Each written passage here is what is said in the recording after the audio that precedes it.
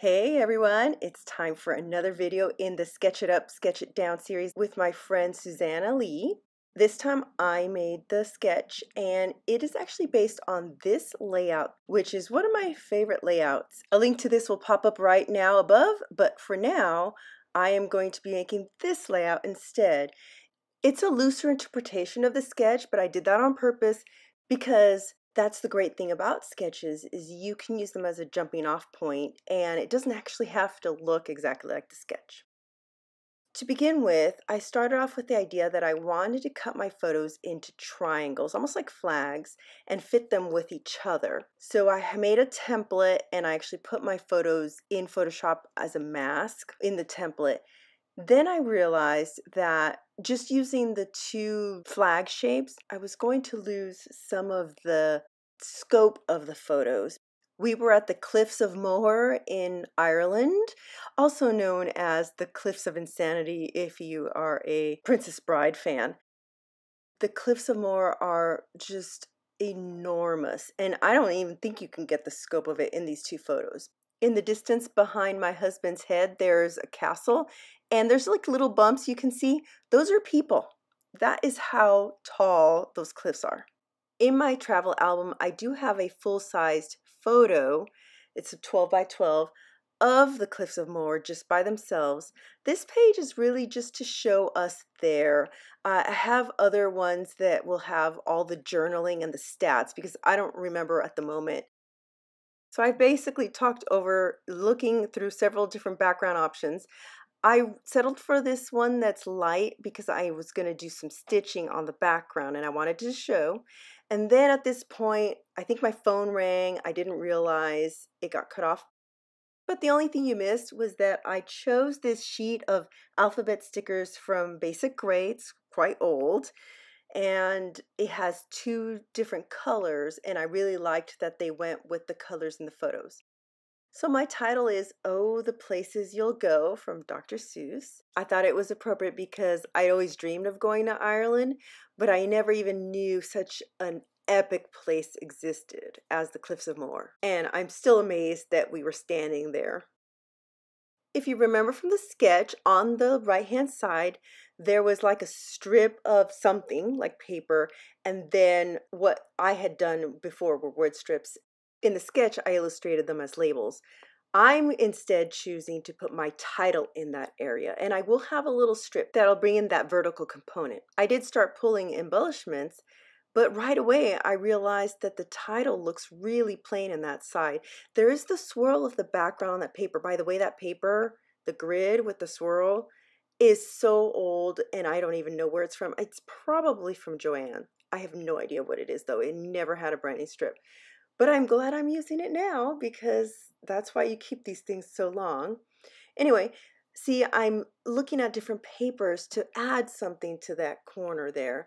And at first I went with this black polka dot. That's from Doodlebug from several years ago with their basics lines. I put that on there for now. You'll see in a little bit I'll change it. But at least I'm on the right track putting something there because I felt like the words were going to just flow off the page if there wasn't something anchoring them.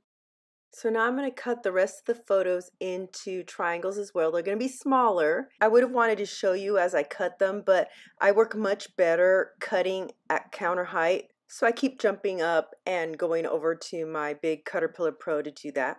And then I'm going to replace some of the areas where the triangles would be with paper.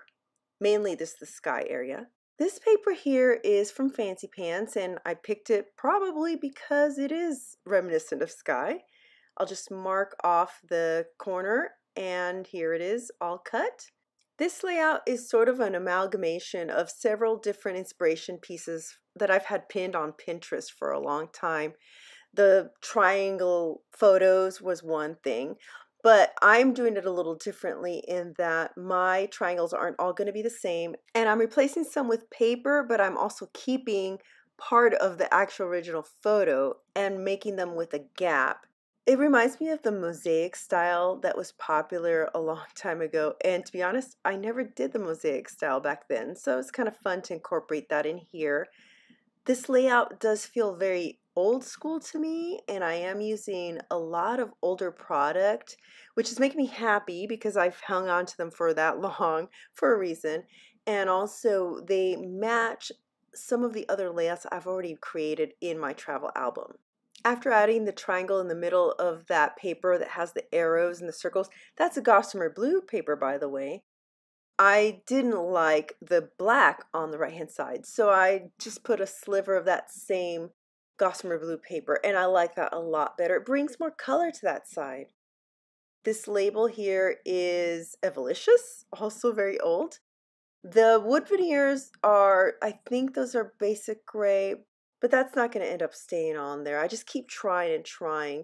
I thought the yellow might go well because there's some arrows that are yellow in the paper, but I don't know. I think the black is what was throwing it off. I pulled out a bunch of chipboard from the Ali Edwards travel kit from last year, and that's what I'm putting here. I have also have some things from Gossamer Blue, Freckle Fawn. I'm just going back and forth trying things out. This is Color Cast Designs, some wood veneer. Right away, I was attracted to the phrase, nothing short of amazing. These are all things I've kept in my travel stash. I actually do have those things separate from my regular stash.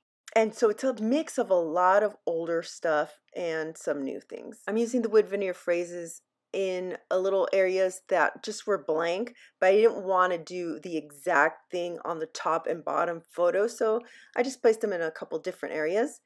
I'm about to go off to do some stitching now.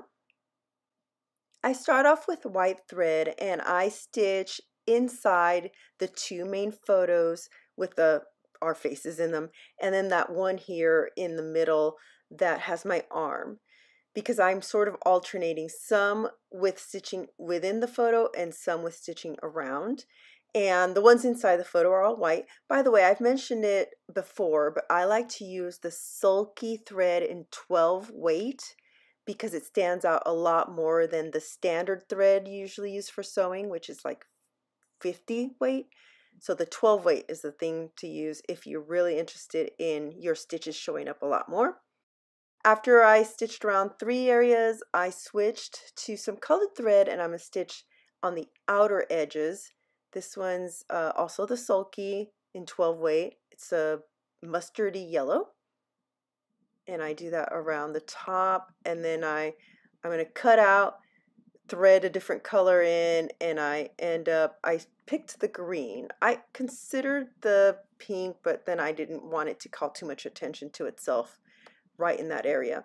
So green around the middle paper here. You see me flipping it around several times back and forth. It's because I didn't go far enough on my line, and as I turned the corner I realized that, so I switched back. And then I also had a little bit of unraveling, but I patched it up. Now we're getting to the blue, and I just liked using the more understated colors that blended in a little bit better, but they still give you a little pop of color against the background. I think I forgot to mention the photo with my husband in it. I shifted it over so you can see now it's not in line with the other one, and that was just because the way the title is in that little swirl, I felt there was a bigger gap there, so I moved it over a little. And it's funny that the first thing my husband and my daughter noticed was that he doesn't line up. And I'm like, it's okay, it's artistic flair. Now that I have everything stitched down, it's just a matter of adding a few more little things, but I do try several before I actually decide on what I want to do. Lots of chipboard that I pull out. I got that Explorer up there. I figured that was a good spot to have something there because there's a gap, and originally I thought maybe I would put something on the paper that's above. But it would have to line up with the wood veneer down below, and I didn't want things lining up. Ideally, you want your eye to move around, so putting the Explorer on the other side gave us more of a visual triangle to bring our eyes over to the left because the right is so heavy with stuff. Speaking of triangles, or in more accurately, these are, I think they're meant to be photo corners. I'm using them like a chevron. They are from Studio Calico from a few years back.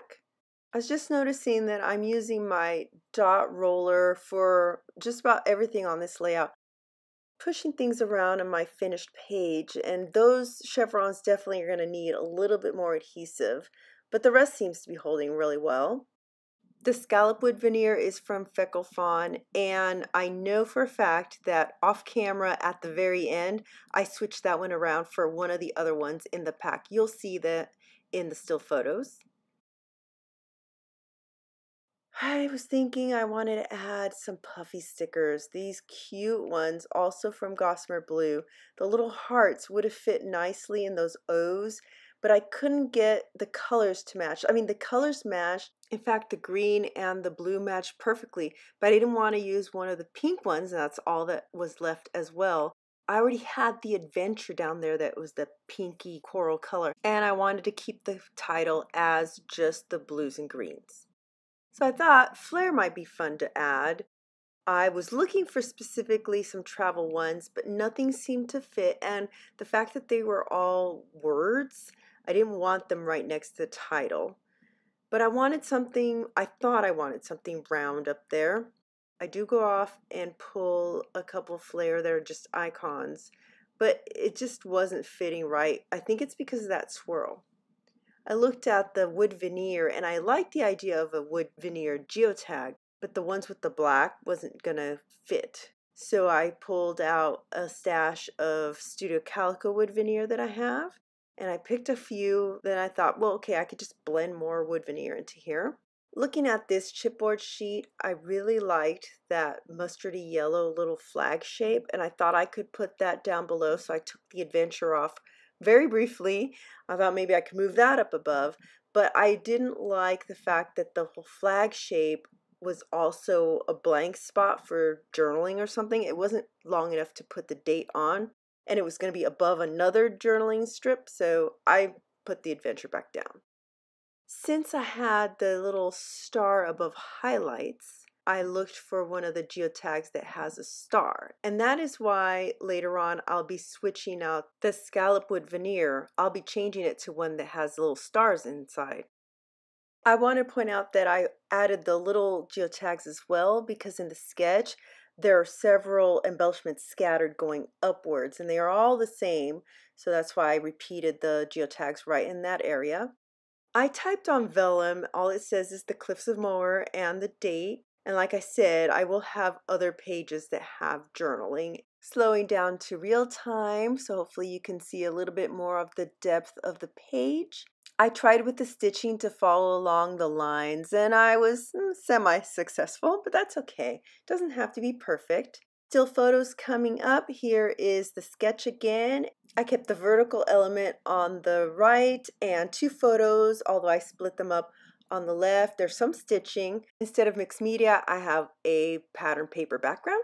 The sketch was just a jumping off point. It doesn't have to match exactly, although I do have that original layout the sketch was based on, and that will come up as a link at the end. Don't miss the link down below in the description box to Suzanna's layout. I believe she did a traveler's notebook this time. That's what our series is about. Sketch it up, sketch it down. One sketch, a couple different sizes. If you've enjoyed this video, leave me a thumbs up. Comments are always appreciated. If you haven't subscribed yet, do that and hit the notification button so you know when we come out with our next one in our series. Thanks for watching, and I'll see you here next time.